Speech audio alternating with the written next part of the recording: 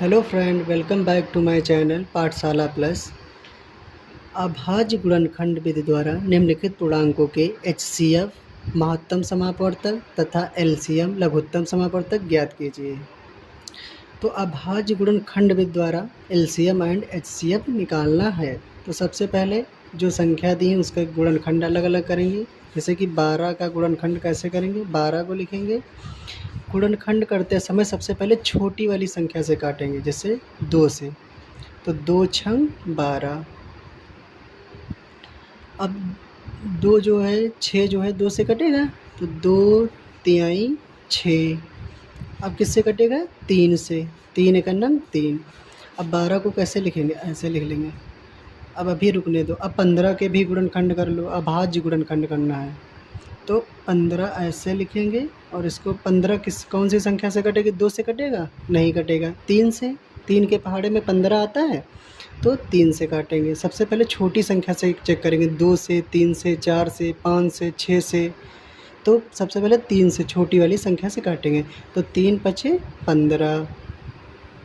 अब 5 किससे कटेगा, अपने आप में 5 से ही कटेगा, क्योंकि ये एक अभाज्य संख्या है। तो 5 का नम 5।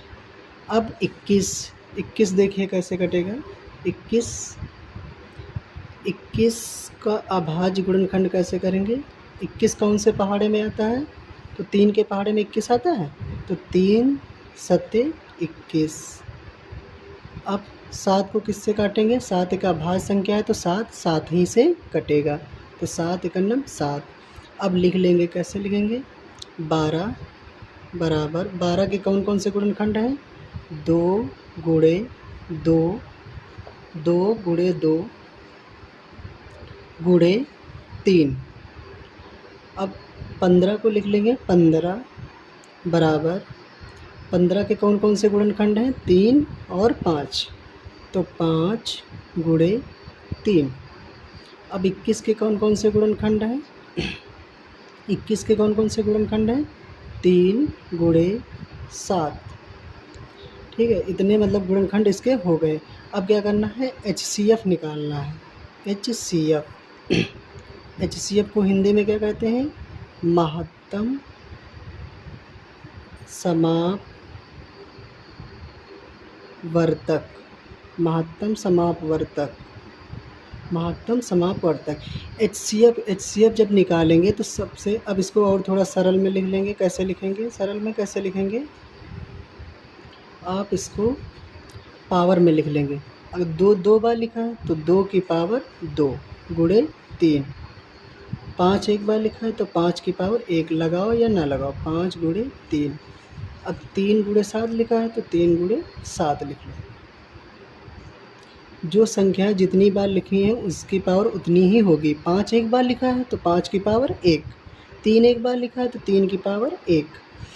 अब एचसीएफ निकालते समय एक बात का ध्यान रखना है कि एचसीएफ में सबसे न्यूनतम पावर लेंगे, मतलब मिनिमम पावर लेंगे। तो जो तीनों में कॉमन होगा और सबसे मिनिमम पावर होगी, जिसकी घात कम होगी उसी को लेंगे। अब यहाँ देखिए कॉमन कौन सा तीनों में है, 2 गुणे 3, 5 गुणे 3, 3 गुणे 7। इसमें इन तीनों संख्याओं में कौन कॉमन है, तो 3 यहाँ है, 3 यहाँ है, 3 यहाँ है। 2 की पावर 2 यहाँ, 2 नहीं है यहाँ, 2 यहाँ भी नहीं है, तो ये नहीं लेंगे।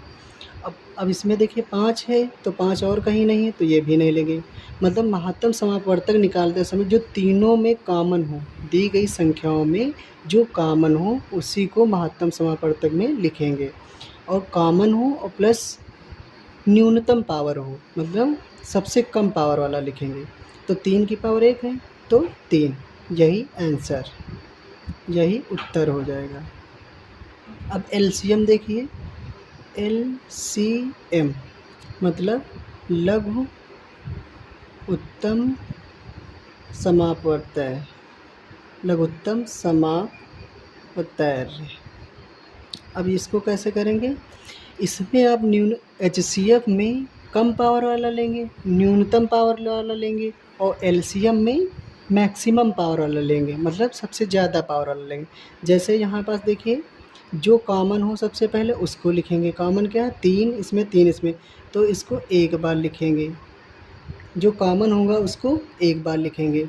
अब देखिए इसमें क्या बताया था, मैक्सिमम पावर, अधिकतम पावर वाला। इसमें चलो यहाँ लिखे दे रहे हैं, इसमें अधिकतम पावर, अधिकतम घात, और इसमें न्यूनतम घात, न्यूनतम घात।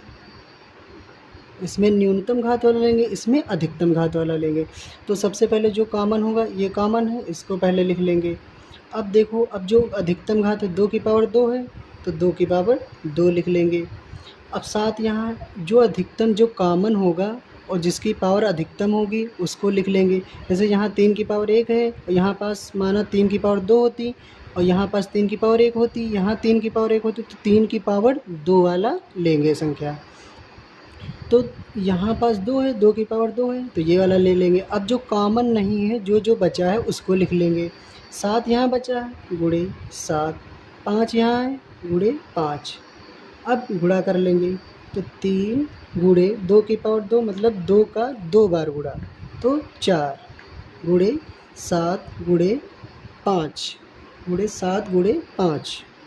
अब देखिए, अब गुणा कैसे करते हैं, तो पहले आप कैसे करें, 7 पच्चे 35, 3 चक्कू 12, तो 12 गुणे 35। अब कैसे करना है गुणा, 12 का गुणा पहले 5 में करेंगे, तो 12 पंचे 60, हासिल चले 6, तो 12 3 36, 36 और 6 42, मतलब 420। ये उत्तर हो गया। बस यही सवाल हो गया ये वाला। अब नेक्स्ट सवाल देखिए, अभी सवाल नंबर नेक्स्ट देखिए, 8, 9 तथा 25 के गुणनखंड करना है और HCF और LCM निकालना है, इसमें भी वही करना। तो अभाज्य गुणनखंड पहले करेंगे, तो 8 के अभाज्य गुणनखंड कैसे करते हैं। अब 8 को पहले 2 से, बता दो जो सबसे छोटी संख्या हो पहले उससे काटेंगे। तो 2 से 8, 2 के पहाड़े में आ रहा है, 2 चक्कू 8, तो 2 से पहले काटेंगे, तो 2 चक्कू 8। अब 2 से 4 कटेगा, कट जाएगा, तो 2 दूना 4। अब 2 किससे कटेगा, 2 से ही कटेगा, तो 2 एक 2। अब 9 के अभाज्य गुणनखंड कर लेंगे, तो 9 के अभाज्य गुणनखंड कैसे करेंगे, 3 के पहाड़े में 9 आता है, 3 त्रिका 9। अब 3 किससे कटेगा, 3 से, 3 एक 3। अब 25 देखिए, 25 के अभाज्य गुणनखंड कैसे करेंगे, 25 कौन से पहाड़े में आता है, 2 के पहाड़े में 25 आता है, नहीं आता। 3 के पहाड़े में 25 आता है, नहीं आता है। 4 के पहाड़े में नहीं आएगा, 5 के पहाड़े में आएगा, पचम 25, पचम 25, 5 एक 5। अब देखिए, अब इसको ऐसे लिख लेंगे, 8 के गुणनखंड कौन कौन से हैं, 2 गुणे 2 गुणे 2। 9 के कौन कौन से गुणनखंड हैं, 3 गुणे 3। 25 के कौन कौन से गुणनखंड हैं, 5 गुणे 5। अब क्या निकालना है, अब HCF निकालना है।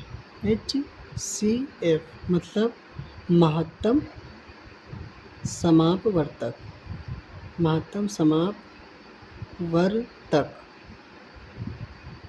मतलब अभी क्या बताया था, इसमें क्या करना है आपको, न्यूनतम घात वाला लेना है, न्यूनतम घात, और दी गई संख्या में सर्वनिष्ठ मतलब दी गई संख्या तीनों में जो कॉमन हो और न्यूनतम घात हो, मतलब कॉमन। तो देखिए HCF कैसे निकालेंगे, HCF बराबर, अब देखो संख्या में कॉमन क्या है, अब इसको और थोड़ा सरलतम रूप में लिख लेंगे। 2 3 बार लिखा है तो 2 की पावर 3 लिख देंगे। अब 3 2 बार लिखा है तो 3 की पावर 2 लिख देंगे। 5 2 बार लिखा है तो 5 की पावर 2 लिख देंगे। अब इसमें कॉमन क्या है, 8 के गुणनखंड में 2 2 है, 9 के गुणनखंड में 3 गुणे 3 है, 25 के गुणनखंड में 25 गुणे 5 गुणे 5 है।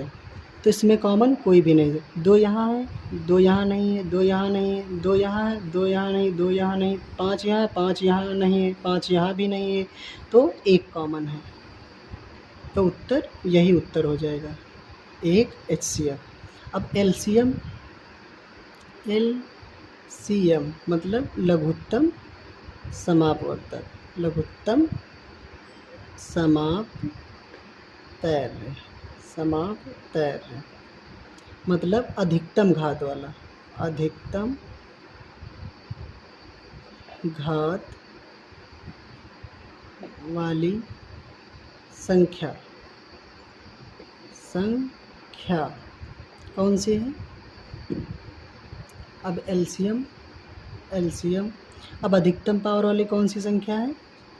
अब इसमें सबसे पहले क्या करेंगे, जब LCM निकालेंगे, देखिए तीनों में कॉमन क्या है, और जो सबसे अधिकतम पावर वाली होगी, जो कॉमन होगा उसकी पावर जो अधिकतम होगी वही लेंगे संख्या। तो 2 यहाँ है, 2 यहाँ नहीं, 2 यहाँ भी नहीं, मतलब इसके अगर कोई संख्या कॉमन ना हो तो इसके जो गुणनखंड हैं वही हमारा LCM हो जाता है। तो 2 की पावर 3 है, 2 की पावर 3 लिख दो, 3 की पावर 2 है, 3 की पावर 2 लिख दो, 5 की पावर 2 है, 5 की पावर 2 लिख दो। अब 2 की पावर 3 का मतलब होता है, अभी तो ये जो है 2 का गुणा 3 बार, तो 2 का गुणा 3 बार करेंगे मतलब 8। अब 3 की पावर 2 मतलब 3 का गुणा 2 बार, तो 3 त्रिक 9। अब 5 की पावर 2 मतलब 5 का गुणा 2 बार, तो 5 25। अब देखिए, अब इसका गुणा करेंगे, 25 नवैया 225, 25 नवैया 225 गुणे 8। अब देखिए गुणा करेंगे तो 8 पन 40, 8 दूनी 16, 16 और 4 20, 8 दूनी 16, 16 और 2 18, यही उत्तर। बस यही LCM हो गया। मैथ्स के ऐसे आसान प्रूफ के लिए पाठशाला प्लस चैनल को सब्सक्राइब करें।